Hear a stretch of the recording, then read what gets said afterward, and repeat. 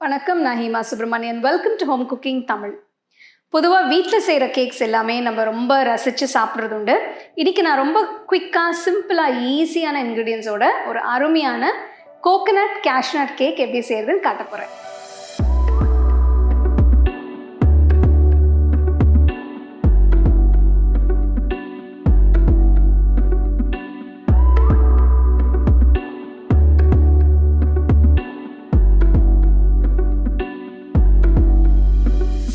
முந்திரி கேக்குக்கு ஒரு பவுல்ல 1.25 கப் ரவை, அடுத்தது இதுல 1/4 கப் ஃப்ரெஷ்ஷா திருகின தேங்காய், அடுத்து 1.25 கப் நல்ல திக்கா எடுத்த தேங்காய் பால்,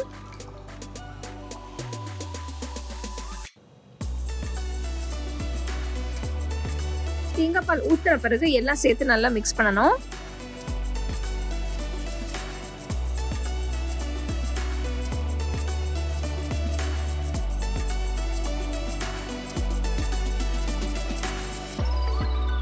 அடுத்தது இதில் 1/4 டீஸ்பூன் உப்பு, 3 டீஸ்பூன் பேக்கிங் பவுடர், 1/2 டீஸ்பூன் ஏலக்காய் தூள், அடுத்து இதில் 1/2 கப் கரைச்ச வெண்ணெய், அடுத்தது இதில் 2 கப் ப்ரௌன் சுகர் யூஸ் பண்ணியிருக்கேன். நீங்கள் நாட்டு சக்கரை யூஸ் பண்ணிக்கலாம், இல்லைன்னா வெள்ளை சக்கரை கூட யூஸ் பண்ணிக்கலாம்.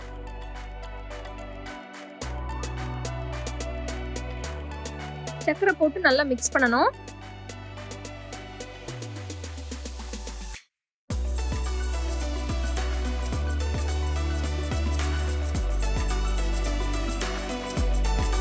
இப்ப பாத்தீங்கன்னா சக்கரை போட்ட பிறகு மாவு கொஞ்சம் இலகி இருக்கு, நல்லா அருமையா சேர்ந்து வந்திருக்கு.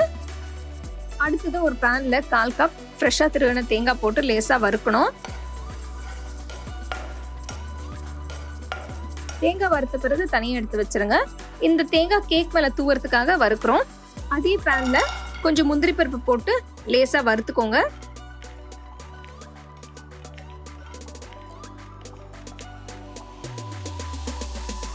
அடுத்தது கேக் டின்ன கொஞ்சம் பட்டர் போட்டு எல்லா பக்கமும் நல்லா தடவணும்.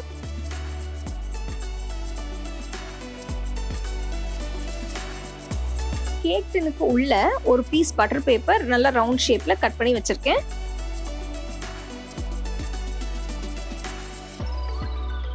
மிக்ஸ் பண்ணி வச்ச கேக் பேட்டரை கேக் டின்ல ஊத்தி நல்லா லெவல் பண்ணணும். அடுத்து இதுல வறுத்து வச்ச தேங்காவும் முந்திரியும் மேல போடணும். இந்த மாதிரி வறுத்த தேங்காவும் முந்திரியும் கேக் மேல போட்டா பேக் பண்ணி முடிச்ச பிறகு ரொம்ப சூப்பரா இருக்கும். பேக் பண்ணுறதுக்கு முன்னாடி அவனை 180 டிகிரி சென்டிகிரேட்ல வச்சு ஒரு 15 நிமிஷத்துக்கு ப்ரீ ஹீட் பண்ணணும். கேக் டின்ன அவனுக்குள்ள வச்சு 180 டிகிரி சென்டிகிரேட்ல 1 ஹவர் பேக் பண்ணணும்.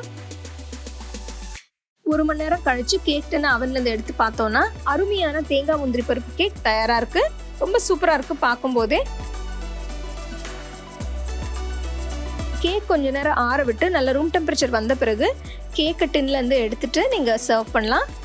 இந்த அருமையான கேக் கண்டிப்பா நீங்க ட்ரை பண்ணி பாருங்க. அருமையான கோகனட் கேஷ்நட் கேக் எப்படி செய்யறதுன்னு பார்த்தோம்.